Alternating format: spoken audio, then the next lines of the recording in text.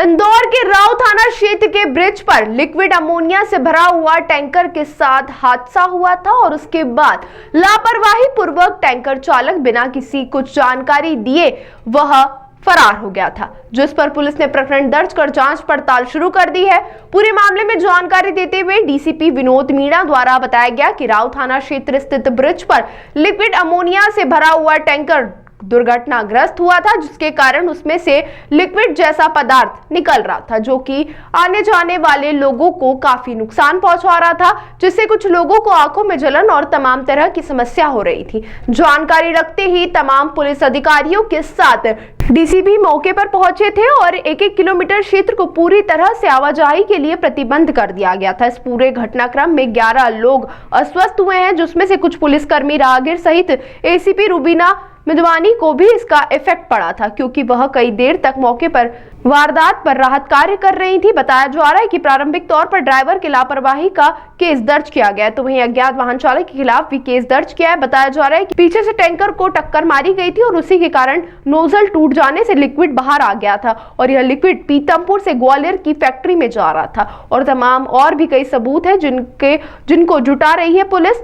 जिस भी व्यक्ति की लापरवाही सामने आएगी उस पर वैधानिक कार्रवाई की बात कही जा रही है। हाँ, देखिए, जैसे कि आप सभी को विदित है, कल एक लिक्विड अमोनिया का लीकेज सेज यूनिवर्सिटी के सामने जो ब्रिज है राव क्षेत्र में उसके अंदर पाया गया था। जैसे कि आप हमारे द्वारा सर्वप्रथम, चूँकि ऐसे सभी मामलों में पुलिस हमेशा फर्स्ट रिस्पॉन्डर रहती है, तो हमारे द्वारा उसमें सबसे पहले ब्रिज को कॉर्डन ऑफ किया गया। तत्पश्चात हमें ज़रूरत महसूस हुई एक लंबे कॉर्डन और करने की, तो हमने राव गोल चौराहे पर भी एक कॉर्डन लगाया और तेजाजी नगर थाने पर भी एक कॉर्डन लगाया। तत्पश्चात निरंतर हमने हमारे द्वारा पुलिस पार्टी के द्वारा एक्सपर्ट से भी बात की गई उनको मौके पे लाने के लिए, और साथ ही साथ जो ऑनलुकर्स होते हैं घटना स्थल पे जो वीडियो बनाते हैं, जो आम जनता होती है, उसको भी पेट्रोलिंग के द्वारा लगातार वहाँ से हटाने का प्रयास किया। इस पूरे ही घटनाक्रम में कुल हमारे 11 व्यक्ति संक्रमित हुए थे, जिसमें एसीपी रुबीना मिदवानी गांधीनगर भी शामिल हैं, क्योंकि इनका प्रोलॉन्ग्ड एक्सपोजर उसमें हुआ था 20-25 मिनट से ज़्यादा, जिसके कारण इनको इचिंग होने लगी। कई लोगों को आंखों के अंदर जलन होने लगी, रेस्पिरेटरी किसी को इलनेस आई, हेडेक भी बहुत लोगों को उसमें हुआ। तो कल रात भर इनको ऑब्जर्वेशन में डॉक्टर द्वारा रखा गया था, जिनको सुबह से इनको डिस्चार्ज कर दिया गया है। तो इस प्रकार सभी हाल फिलहाल स्वस्थ है, बट उनकी मॉनिटरिंग की जा रही है। किसी के खिलाफ कार्रवाई की जा रही है कि जिस तरह से ये देखिए, डेफिनेटली इसमें मामला पुलिस द्वारा पंजीबद्ध किया गया है। खास करके जो ड्राइवर था उसके द्वारा लापरवाही पूर्वक अपने व्हीकल को, जो भी डेंजरस सब्सटेंस था उसके होने के बावजूद भी पुलिस को सूचना ना दिए मौके से फरार होना।